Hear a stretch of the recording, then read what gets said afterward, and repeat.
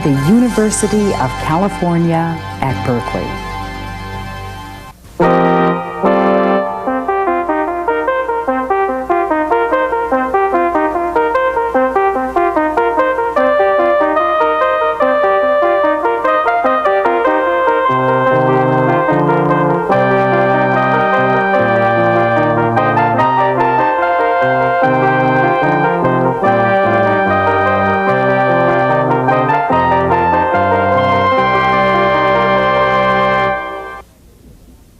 Welcome to A Conversation with History. I'm Harry Kreisler of the Institute of International Studies. Our distinguished guest is Shashi Tharoor, who is Director of Communications and Special Projects for the Secretary General of the United Nations. He was formerly his executive assistant. Mr. Tharoor has served in the UN since 1978, including tenure as head of the Singapore office of the UN High Commissioner for Refugees. He is one of India's leading writers of both fiction and nonfiction. His works run the gamut from history to satire, and rich in the traditions and cultures of his native land, his works grapple with the realities and ideals of modern India. Dr. Tharoor, welcome to Berkeley. Thank you, Harry. Good to be here. Tell us about your education. Education. Well, it was all sort of rather hasty, I suppose. I raced through school and college. I finished a PhD at 22, which, looking back, was made for a somewhat hectic adolescence. But I went to school in Bombay initially. There was a brief abortive and not very happy year in a boarding school in South India. High school in Calcutta, college in Delhi at St. Stephen's College, which is a fairly elite college known for its strength in liberal arts. I spent, I must confess, more time pursuing other activities than in the classroom, but it was an interesting experience. Came to the Fletcher School of Law and Diplomacy at Tufts. Degree certificates say both Tufts and Harvard, and it's an autonomous school, at least it was in those days, in which I did an MA and MALD, a Master of Arts in Law and Diplomacy, and a PhD. My undergraduate degree in Delhi was in history. I had my honors degree in history, and my graduate work was in international affairs, international politics. My PhD thesis was more on the workings of the way in which Indian foreign policy was made during Indira Gandhi's first administration, 66 to 77. And I was very lucky in that I was doing my field research just after the government fell, and everybody from the former Prime Minister, Mrs. Gandhi herself, to all her foreign ministers who all happened to be alive, was willing to talk. And so it was a thesis that became then published as a book, Reasons of State. But in the larger sense, I suppose my education's still going on. I'm learning as much as I can from the mere process of living. Who were your influential teachers? Well, there were a number of them. I should have mentioned that the schools I went to had an interesting thing in common. They were all Jesuit schools. The Jesuits have developed an interesting vocation for educating the privileged of the third world, and I don't mean that in a disparaging way. I just mean that because they have these excellent schools in the English language in countries like India, they tend to attract members of the Indian urban educated professional classes and their children. And while there were, in fact, some relatively less well-off children, we didn't actually have a great cross-section of Indian society. What we had was the urban elite. But having said that, the schools were very good, both of them. The school in Calcutta, St. Xavier's, was unquestionably, in my day, the best school in the city, particularly in terms of its intellectual rigor. And I and a couple of my other friends in school came out with the highest possible grades in the school system in the state, largely because of the quality of the teaching. I don't want to rattle off names that will mean nothing to those who log in here, but a number of the priests at these schools are very well trained themselves. I remember a young father who actually took us through an epistemological argument for the existence of God, which certainly impressed my 14-year-old imagination no end, because I was just beginning to flirt with the ideas of atheism, that, I felt somehow that this, You know, when you discover rationality, religion suddenly doesn't seem so impressive anymore. And when you discover the limitations of rationality, it all comes back. But in between, I had this very rational, structured philosophical argument from a Jesuit priest, and that was very striking. College in Delhi, St. Stephen's is an Anglican college, not a Jesuit one, a different culture, and the teachers were largely lay people, in fact, overwhelmingly lay people. And there too, there were some remarkable people. I remember a history teacher called David Baker, who was actually an Australian who had renounced Australia and come and settled in India, and was an authority on modern Indian history, particularly in a central Indian state.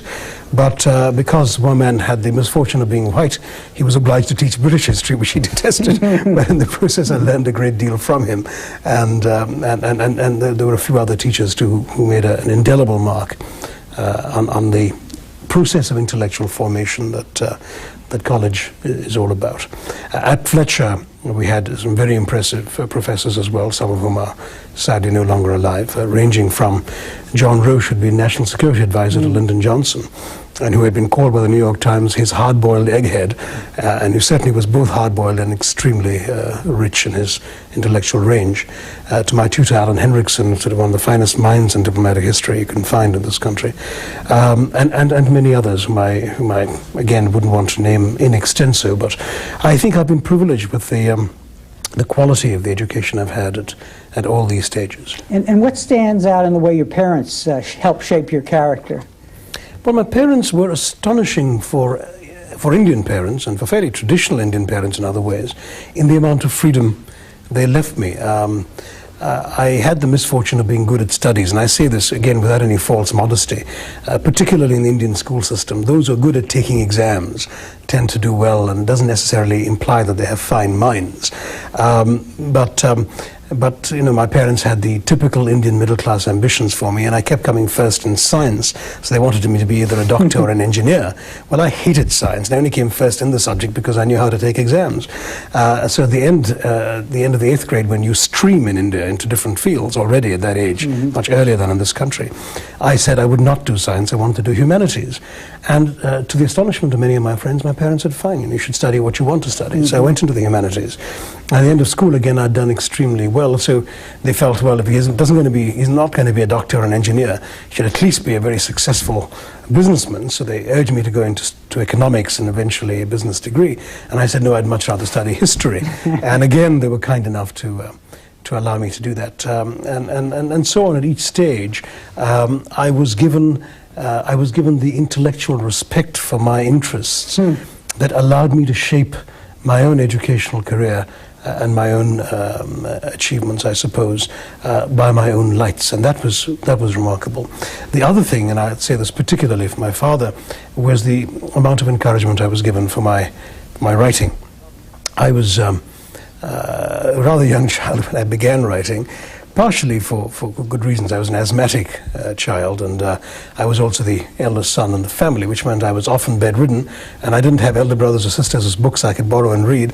I finished my own very fast. I exhausted those of my parents' books I could understand, and I had the inconvenient habit of finishing library books in the car on the way home from the library.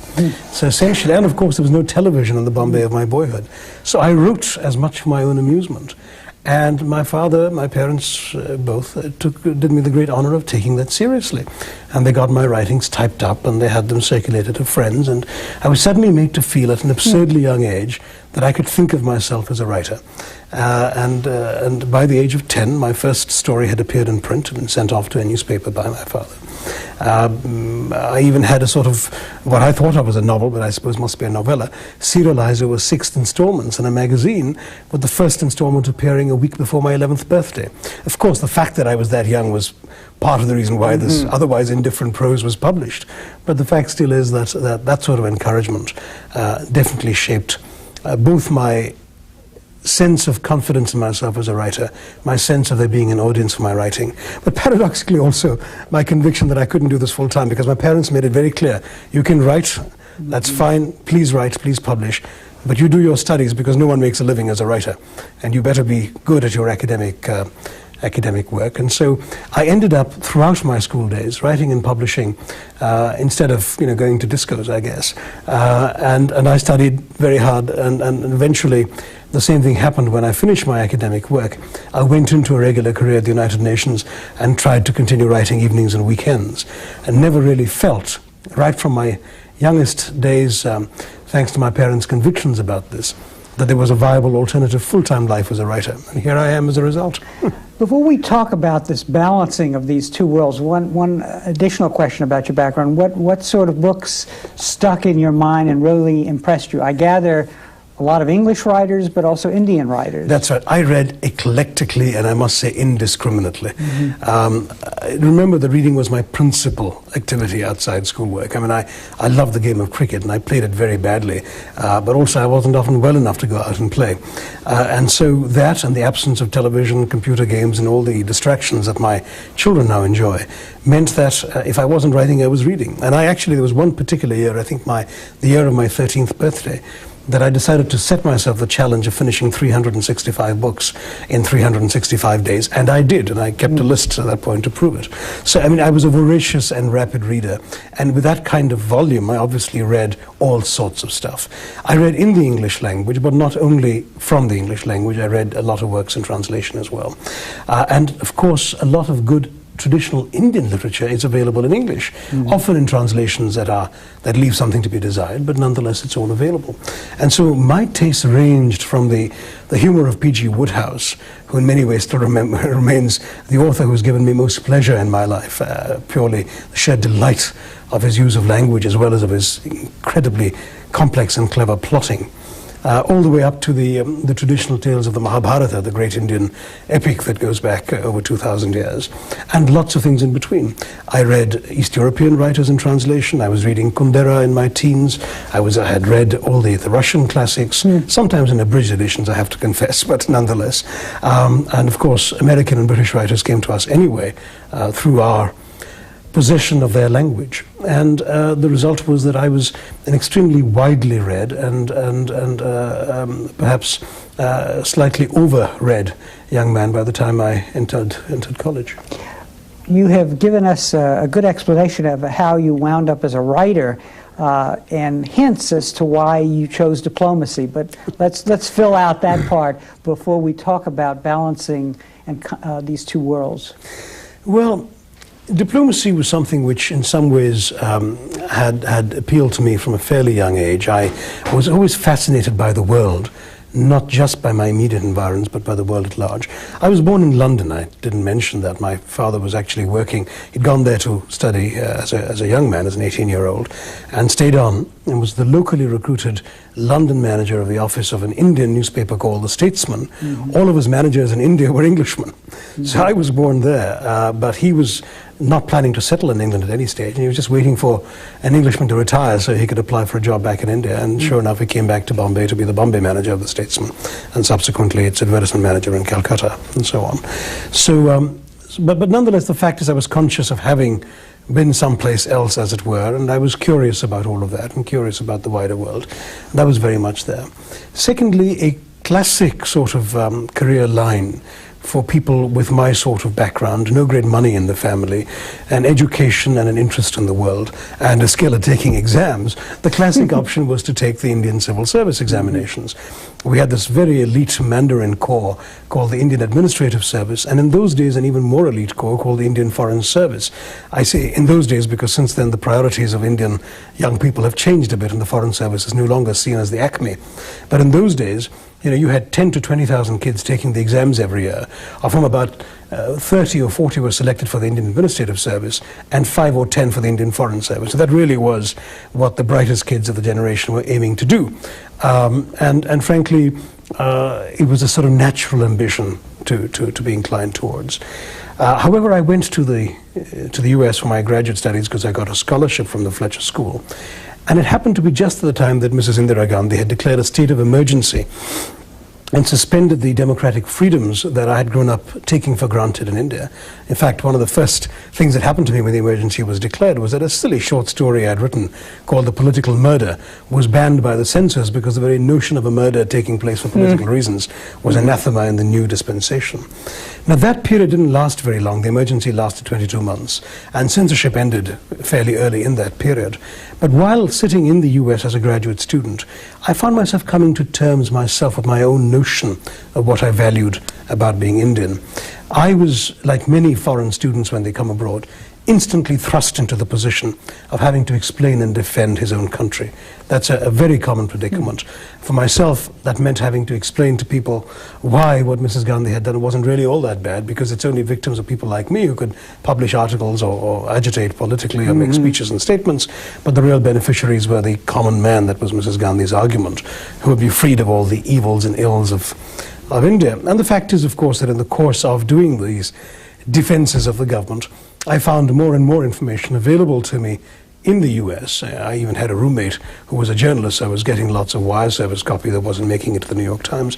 I was getting more and more information about all that was going wrong and how the real victims of the suspension of democracy were in fact the ordinary, poor individual Indians who were helpless, who didn't have the education to rise above these disabilities, and who weren't doing well enough to make their compromises with the regime, but instead were being picked up at bazaars and carted off to have their vasectomies done compulsorily as part of a sterilization drive, or being thrown into jail without any effective habeas corpus because the emergency had suspended those rights, and so on. And that was a profoundly disillusioning period. I remember one of the things that really turned me completely against any notion of government service was when an Indian student in, I believe it was Chicago, who had spoken out with anguish against the emergency back in India, applied to the Indian embassy to get his passport renewed to go back home, and the government refused to renew his passport. And I thought, I cannot imagine in the India that I've known and grown up and cherished and valued that such a thing could even be possible. And though the emergency ended with a fair and free election in which Mrs. Gandhi was routed and the system of suspension of democracy was repudiated once and for all, we've never had anything close to it ever since, I felt at that time, because that was the age at which I would have had to take those exams, that somehow the idea of serving a government that could do that had done it once and perhaps could do it again, was simply anathema to me. And so for that reason I did a PhD instead of going and taking the exams, and I ended up working for the United Nations instead of for my own government. I must tell you that since then, I think, and I say this with utter sincerity, a lot of my friends who I would like to think of as just as principled and committed Democrats as I am, have served the government with distinction, and I don't believe anymore that in making the choice I made, I necessarily did something which was right for all time, but it was right for me at that time, not to make that particular compromise with a system that had betrayed itself. In our discussion, I would like to cover both of your very distinguished careers. As I mentioned, you're one of India's leading writer, having written both histories and two novels, among other things. And you've risen to the top, really, at the UN. And so I think that what I would like to ask you at this point is try to talk about both in a way simultaneously. Do the worlds of diplomacy and writing complement each other, or are they in conflict? Well, let me answer that very personally. I mean, I see myself as a human being with a number of concerns about the world that I see around me. Some of those concerns I react to through my writing, and some of them I react to through my work. I've been privileged in the work I've been able to do for the UN. I wouldn't have considered it classically diplomatic work earlier on. I began my UN career with the UN High Commissioner for Refugees. And in fact, as a fairly young man, I was in charge of the office of UNHCR in Singapore during the peak of the Vietnamese boat people crisis, when refugees picked up on the high seas were being brought in. And it was my job to help negotiate their disembarkation, get them into a refugee camp, look after them, negotiate their acceptance by other countries for resettlement, and then get them off to new lives, which meant that I was able to put my head to the pillow every night, knowing that things I'd done during the day had made a concrete difference to real human beings, to their lives, and in fact, these were people I could actually see around me. They were not statistics or figures on a piece of paper. And that was amazingly enriching in all sorts of ways. And it went beyond diplomacy. It was important that it was the UN, I must say, because when you think of refugee work, you say, well, church groups are doing work for refugees. Lots of volunteers are doing that. What's so different? Why do you have to do it through the UN? And the answer is that the UN, because it is an intergovernmental body, has clout with governments that church groups can't have. And the result is that I could go to a government that was reluctant to let refugees onto its soil, and essentially remind them of their legal obligations as a member state of the organization, which had voted the High Commissioner the statute of its office, and had been able, therefore, to get things achieved, to bend certain rules, to even help some people on the quiet with the connivance of government officials in ways that no non-governmental organization would have been able to do. And that, frankly, was a period that really convinced me of the indispensable nature of the UN for all these problems that cross borders as refugees cross borders, because ultimately the intergovernmental strength that the UN has makes it truly unique and indispensable as a solution provider to these problems. I then, of course, after 11 and a half years of working for refugees, moved to peacekeeping. And there, yes, my life became much more connected to the world of diplomacy. And it's also true that whereas I had this very direct satisfaction I described to you in the field in Southeast Asia, the satisfactions of working in peacekeeping were quite different. They were not the satisfactions of directly changing human beings' lives, because I worked 18-hour days for almost 6 years and knew that the blood was still continuing to flow in the Balkans. But there was a different sort of satisfaction of knowing that I was working in the field of international affairs at a time when this great human cataclysm was occurring, and that I had a key role as a small cog in this very big machine, but a role which nonetheless enabled me to leave my own smudgy thumbprints, as it were, on the pages of history. And that was a different sort of satisfaction. Now, how are those connected to the worlds of literature? The honest answer is they're really not. In my writing too, I kept the two apart. In fact, my writing is almost, so far in any case, almost entirely about India, both my fiction and my non-fiction. And my work has been completely about any other part of the world but India, partially as a result of the UN's very genuine preference for not having people work on their own countries of origin, and partially because the challenges that were given to me happened to be amongst, as I said, the great human events of our time, and they happened to be the boat people crisis in Southeast Asia, the refugee problems worldwide, and then the peacekeeping challenges of the post-Cold War era, particularly Yugoslavia. And none of those happened directly to involve India. So I kept those two interests quite distinct in my life and my work.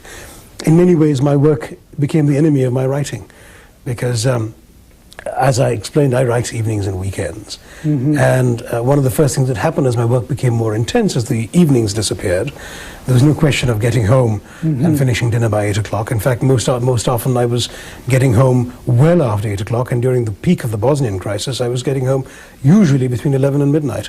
And my home, I should tell you, was a 12-minute walk from the office, so it's not that I was spending my time in a long commute. The nature of the work demanded that sort of commitment. I had to stay that late because the cables I was sending back to the field, if they weren't sent that night, would cost somebody a day at the other end with the time difference. So there was this enormous pressure. And then the weekends were never mine. I mean, during the peak of the peacekeeping crisis, every shell that landed in Bosnia had to be reported to somebody, and I was the one whom the Situation Center would call, so there were these constant interruptions. But there was also the fact that one traveled, one worked, one took work home. So writing was always a struggle to carve out time and space. My last novel, when you look back at it, was published in 1992. And I'm a fairly rapid writer, so it's not that it's simply that to write fiction you need both time and a space inside your head. A space inside your head to create and inhabit an alternative moral universe, one whose realities have to be consistent in your own mind. And you can't easily write a fragment of a novel and return to it 8 weeks from now. I mean, you simply have to find yourself reinventing the novel each time you do that. And I found that an enormous struggle. I have actually begun a couple of novels in these last 7 years that I've not been able to develop precisely because of these intrusions. And the book I'm currently working on, I think I'm not exaggerating, 6 weekends in the last year and a half in which I've not been traveling, not been out, or not at work or bringing work home, in which I've been able to devote to. Now, that's not quite the way in which you need to. But you have been able to devote time to the. Well, those 6 weekends, yes. Yeah. As a writer, I hear you. I want to make a point here that's sort of emerging from what I've read and what you're saying. As a writer, you're very much an Indian expatriate, really enmeshed in your country's culture and history at many levels. As a diplomat, in some ways, you are very cosmopolitan, basically. You're not embodying the interests of your country, quite obviously, and so on. So I'm wondering, is it the case that writing, this compartmentalization that you just described, has enabled you to realize an Indian identity which has meaning for India as a whole? Well, Indians are, in fact, fairly cosmopolitan. The educated Indian elite, largely because, of course, the Indian adventure at its best is of people working together, dreaming the same dreams, even if they don't look like each other, don't speak the same language, don't eat the same kinds of food, don't dress alike, don't even have the same kinds of color of skin or whatever. We have this extraordinary diversity in India. And paradoxically, one could say that's exactly what the UN is all about too. At the UN, I'm working all the time with people who, like other Indians, eat and dress and speak differently. And so one could argue that in some ways Indians are particularly well equipped for the worlds of international affairs and the United Nations. And in that sense, I find no great contradiction between the two worlds. Having said that, I mean, your question, of course, needs a more direct response, and that is that in some ways the writing has helped me to reclaim and to reinvent a sense of my Indianness, which I believe has spoken to Indians in ways that I found very gratifying. I've had so many people come up to me saying, you know, what you said were things that we instinctively knew all along, but we've never heard them said quite that way. My last book, India from Midnight to the Millennium, tries to be many things at many levels, but one of the things it's all about is an evocation of a sense of Indianness. I make no bones about the fact that India matters to me and that I would like to matter to India. But in the process, I'm also articulating a vision of India as this home of a rich diversity, of a rich pluralism that's manifested both in its social institutions and its political democracy. And that this diversity and this pluralism is something we should cherish and be proud of. And I speak to it and from it quite often to audiences both in this country and in India.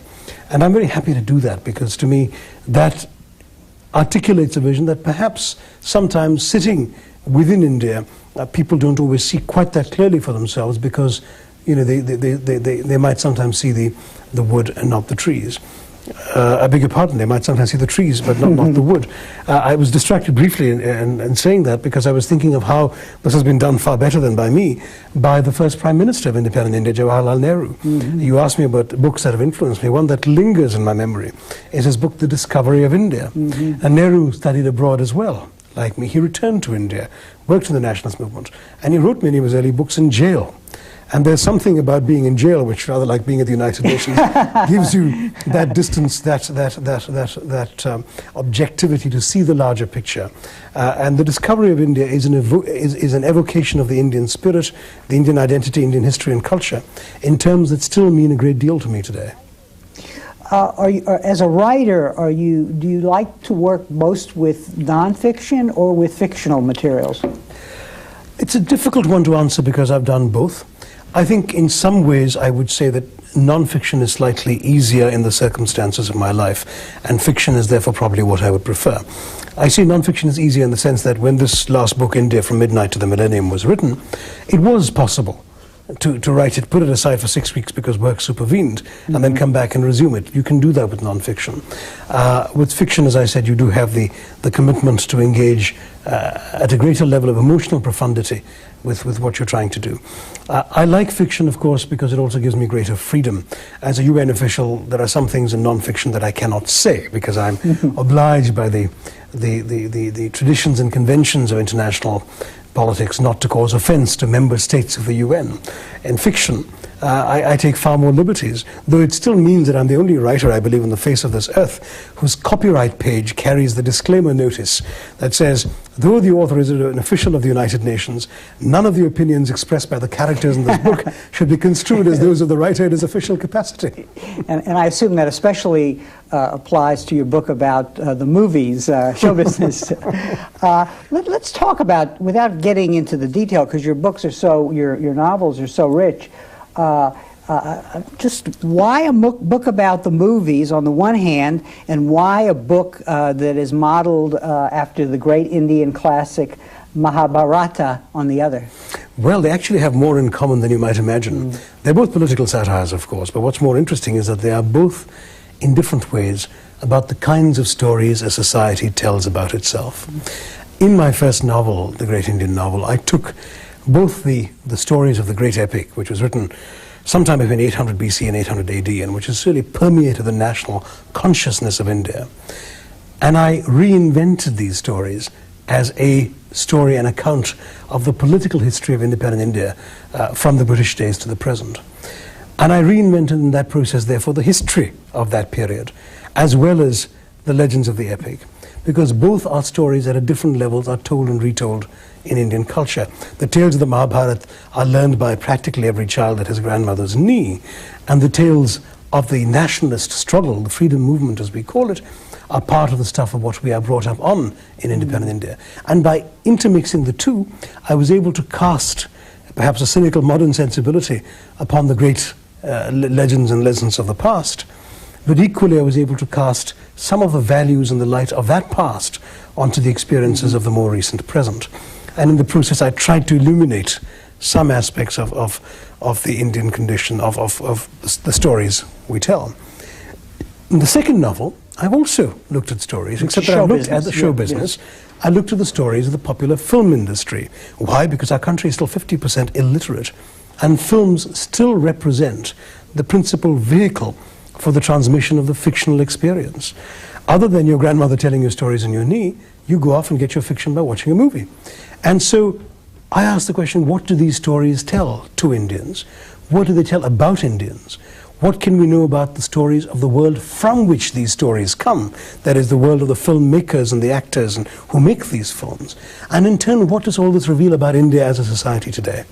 So, in looking for one more metaphor to explore the Indian condition, I took cinema as a very natural one for these reasons.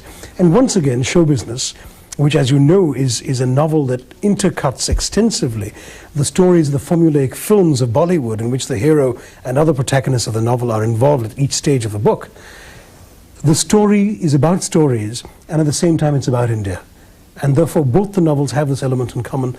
They are about the kinds of stories that India is telling about itself today.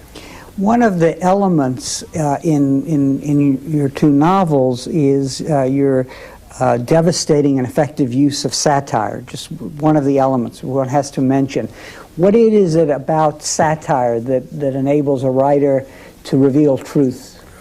Well, because I've often found that, you know, when you're dealing seriously with serious subjects, you're on the same terms as everybody else. It's difficult, unless you're, being crassly provocative, to find something terribly different as a way of looking at these things. If you're treating issues that are sacrilegious in one sense or the other, there's a lot of hagiography about the Indian nationalist heroes, for instance, just as there's a great deal of reverence for the ancient epics. Satire, on the other hand, enables you to recast and to reinvent both the epics, both the great ideas and the great stories and the great men, or women for that matter, of these times, in a light that is so unfamiliar that it immediately provokes a fresh way of looking at them, and that is something that's very useful. A second element is if I can borrow that wonderful statement of Molière, who said that le devoir de la comédie est de corriger les hommes en les divertissant. If you like, if I can paraphrase it, if you want to edify, you have to entertain. And so your duty as a writer is to amuse people enough that they want to read the serious points you want to make, and they'll get that instruction, they'll get that education, if you like, through the process of having been entertained. Both novels, I hope, are fairly easy and light reads, even for people who don't know India, because they're written to amuse, to distract. But both are infused with fairly serious concerns. I would always be grateful to the British novelist who reviewed show business in the Sunday Times and said that this is a novel that is hysterically funny in very many places, but which manages to be funny without for a moment being frivolous. And that is the distinction that I try in my satire to try and make. Having said all of this, I've got to confess that the novel I'm working on now is probably not going to be a satire. Mm-hmm. And what do you see as the goal or goals of your writing? To reveal to India itself, or what? Both to reveal to myself my India, and to reveal India to myself, but also to reveal India to Indians and other readers around the world. I found, I don't quite know how to explain my conscious desire to reinvent and come to terms with India. Beyond a certain point, it is beyond explanation. But I have felt so caught up in the nature of the Indian experiment. It is an extraordinary country in so many levels. I mean, there is no other country on earth that embraces quite this wide mixture of, geographical diversity, topographical diversity, human diversity, linguistic diversity, and so on and so forth. One can go on. Sounds like the United Nations. Absolutely. And yet at the same time, it has a rich millennial history and culture. It has an extraordinarily wide-ranging, tolerant religious tradition in Hinduism. And it has to grapple with many of the problems, many of the great problems of our day today. In the India from Midnight to the Millennium, I talk about the classic dilemmas facing the world at the end of the 20th century. Bread versus freedom, of which the emergency is such an example. Pluralism versus fundamentalism. It's reared its ugly head in India with a new brand of religious chauvinism coming to light. Co-colonization, the whole issue of globalization versus economic self-sufficiency. And even for a country India's size, decentralization versus federalism. And all of this, centralization versus decentralization, all of this makes India such an astonishingly interesting crucible for the things that matter to me intellectually, that I find myself constantly going back to looking at the way in which India and Indians are coping with these challenges. But equally, the richness of that heritage is something that I want to explore for myself. When I go back in to the themes of the great Indian novel, I am, in a sense, saying these are the things that have shaped me and Indians like me. These are the experiences that have created this people. In show business, I'm talking about these entertainments, these distractions reveal this about myself and people like me who go to these films. And I hope that in the process, therefore, I am trying constantly, in a sense, but without anxiety. There's been some critic who's written somewhat critically of the anxiety of Indianness amongst writers like myself. I'm not anxious, but I'm curious.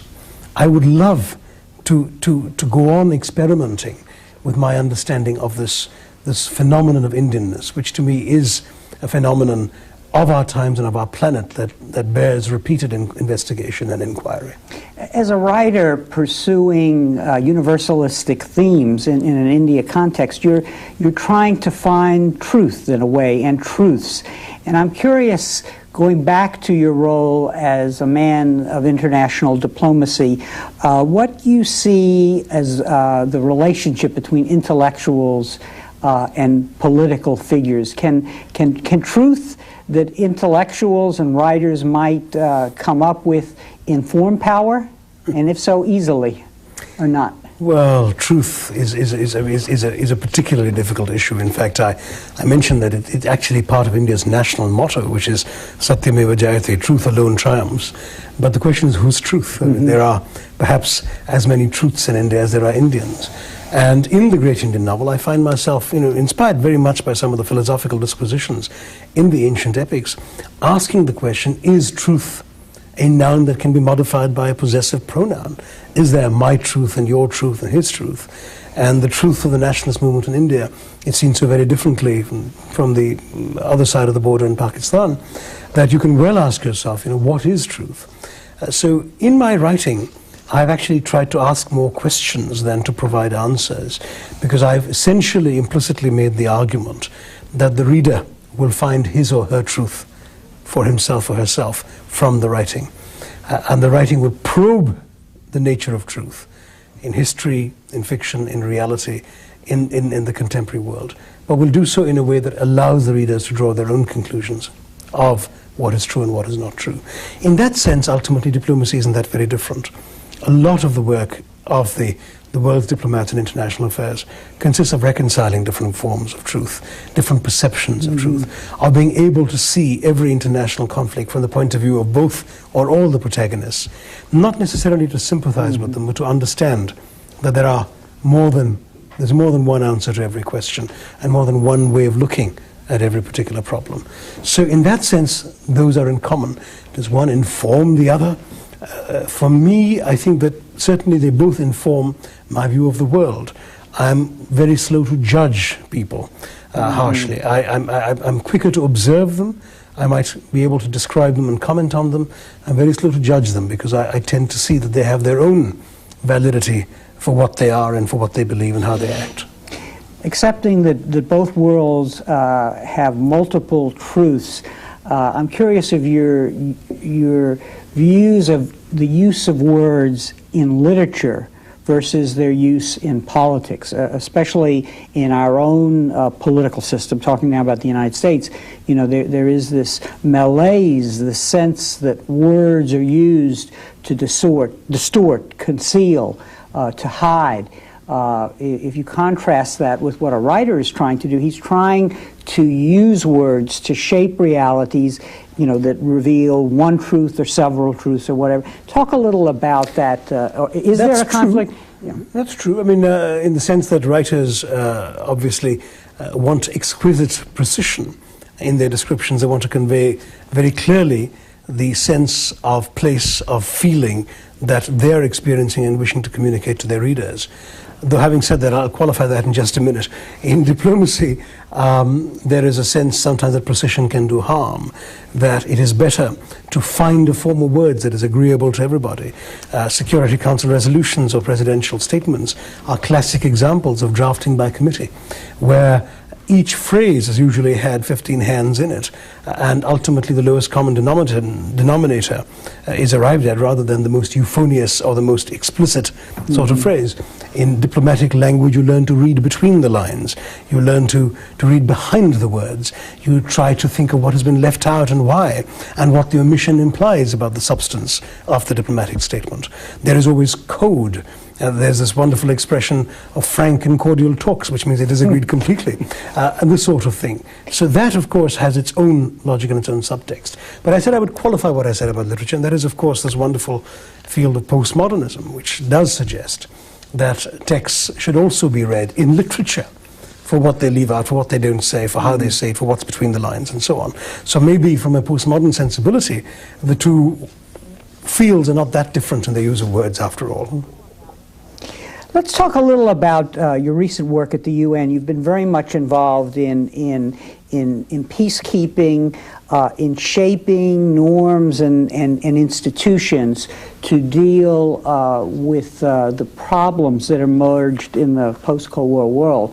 What has been most challenging in that endeavor? What has been most difficult, and how has this whole area of words and meanings come to play in that endeavor?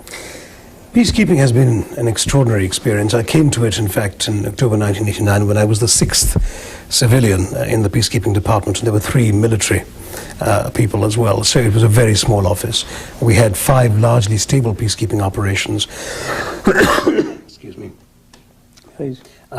Which employed fewer than 10,000 soldiers, and which had not changed a great deal in the preceding decades. And then I found myself in this part of the UN at the end of the Cold War, when the dramatic changes in the world, the new world disorder, provided so many opportunities for peacekeeping to get involved and to grow. And we shot up from those figures I mentioned to 80,000 troops with 17 major peacekeeping operations by October 94, with Yugoslavia, Somalia and Cambodia competing with each other for being the largest single operation in the UN's history. And I myself led the team in the Department of Peacekeeping that handled peacekeeping in the former Yugoslavia, which meant that I was working with and on what remains the largest single peacekeeping operation in the history of the United Nations. So all of that was exhilarating in a certain way, exhausting in others, tremendously demanding. We were making up things as we went along in many ways. The norms of peacekeeping that you describe were being shaped very much through the actual process of coping with these challenges. It was in some ways like trying to ride a train at breakneck speed while fixing the engine at the same time. And this entire process was remarkable and difficult. We've also seen, when you said what were the greatest problems, the opposite problem, which is the way in which peacekeeping became discredited by its application to crises for which peacekeeping as a concept was not ripe for application, particularly in situations where there was no peace to keep. And peacekeepers found themselves being blamed for failing to do things that they were simply not mandated or equipped or financed to do. And with the result of that, the pendulum now in peacekeeping has swung so far away from it that the UN's peacekeeping credibility is very much on the line. And the Security Council seems quite unwilling to put the UN on the front lines of the great peace and security challenges of our day-to-day. These have been the greatest problems. I've shortened drastically my explanation of all of this, but I would say that in responding to you directly, that have been the problems. You asked the question of words and how words come into this. Well, I can give you one example. I talked about Security Council resolutions. There's the famous example of the resolutions proclaiming safe areas in Bosnia, a phrase itself that conjures up all sorts of notions of safety and security, and yet what's unusual is they said safe areas and not safe havens, which are a real concept in international law. The resolutions never actually use the words protect or defend. They simply expected the UN to deter attacks on these areas by merely deploying a peacekeeping presence. And then the words of the resolution went on to say that if that presence wasn't enough and the peacekeepers were attacked, they would have the right to use air power of NATO in self-defense. Now, this resolution was what put the UN soldiers in the impossible positions they were in, where they were actually in these safe areas, unable to go in or out, unable to bring humanitarian aid in, unable to perform the functions that they to perform, without the active cooperation of the Serbs besieging these areas, whom at the same time their critics expected them to attack and bomb. There's an American professor who very memorably said that these calls for bombing are a particularly seductive form of military power because they're like modern courtship. They offer the possibility of gratification without commitment. Because one set of people are willing to drop bombs from a great height and fly away, while another set of people, the UN peacekeepers, on the ground have to wake up the morning after and live with the consequences. So this situation showed how words applied for diplomatic purposes can be operationally unimplementable on the ground. But interestingly, as the political will of the international community, and particularly the Western world, changed, those same words found themselves susceptible to different interpretations. So that one after the other, the same resolution, which had given us this mandate for impotence in this very difficult situation, became interpreted to justify the exclusion zones around Sarajevo after the Marketplace massacre of '94. Eventually became the basis for justifying the deployment of a rapid reaction force, and finally justified the massive bombing campaigns all over Bosnia, even though the words themselves had not changed. And so one of the lessons it teaches me as a writer is how much words can conceal, but also how easily words themselves can lend themselves to different political purposes when those purposes change. So in a way that reality, when you're a man of action, a man of diplomacy, words are given flesh over time by changing circumstances. Absolutely.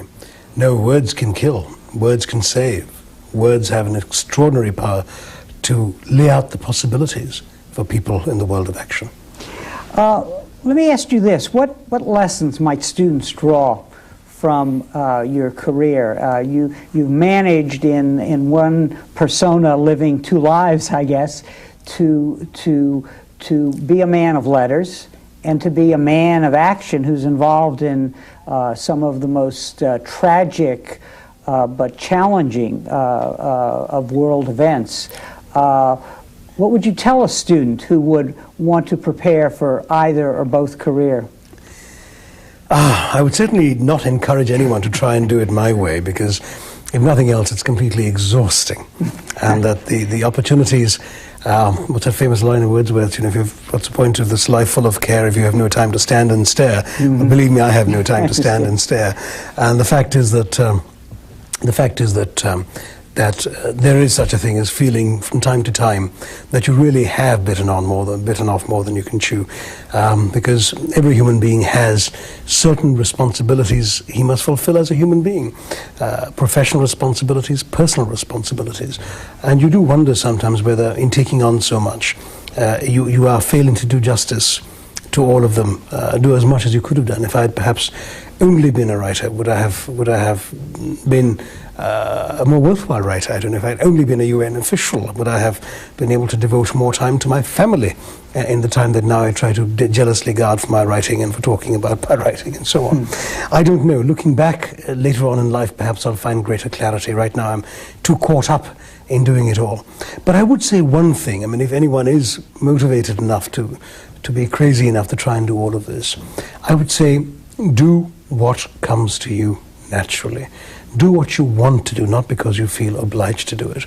I mean, I write because, I mean, as George Bernard Shaw put it far better than I can, he said, I write for the same reason a cow gives milk. It's in you, it's got to come out, and I know that at this point in my life, I know that if I gave up one or the other aspect of my life, a half of my psyche would wither on the vine. But at the same time, the circumstances that led me both to train, as it were, for I mean, academically, for a life in international affairs, and at the same time to develop my skills, such as they are, and my interests and talents as a writer. Those circumstances they need not necessarily obtain elsewhere for other people, and I think it might well be possible for someone else to be able to do justice to one thing more than to another, while focusing a little bit on what they want to do. I once asked the famous writer Mario Vargas Llosa how he'd coped with writing when he needed a job, because he mentioned to me in this conversation that he couldn't afford to support himself while writing initially. And he said, oh, I just did a couple of jobs that didn't require the sort of emotional and time commitment that would have made it impossible to write. And I said, oh, what jobs are those? And he said, teaching and journalism. And I thought, my God, those are two professions that, to my mind, require an enormous investment of both commitment, time, and emotional energy. And I realized what he was really saying to me was, it doesn't matter what the job is that you do. It depends on how you do it. It's certainly possible, I'm sure, for another international civil servant or diplomat to find himself working in a 9-to-5 job and have plenty of time to write. Unfortunately, or otherwise, that has not been my experience. I've never known what it's like to go home much before 8 o'clock in the course of my working life, having begun quite early in the morning. And so, for me, I realize the way in which I do my work at the UN is a reflection of the fact that that's the way in which I apply myself, and those are the kinds of assignments that I've been fortunate enough to have been given, that they've demanded that sort of time and that sort of commitment. So ultimately, as long as I do my work in the way in which I feel I should do it, writing will always have to find its space outside it, but no doubt a time will come, I don't know when I'll be able to either reverse those priorities or finally tell myself I've done what I can in my professional field. Now let me see what I can leave behind on the bookshelves of my grandchildren. Mr. Tharoor, thank you very much for taking time, for being with us today and talking about your fascinating lives. Thank you. And thank you very much for joining us for this conversation with history.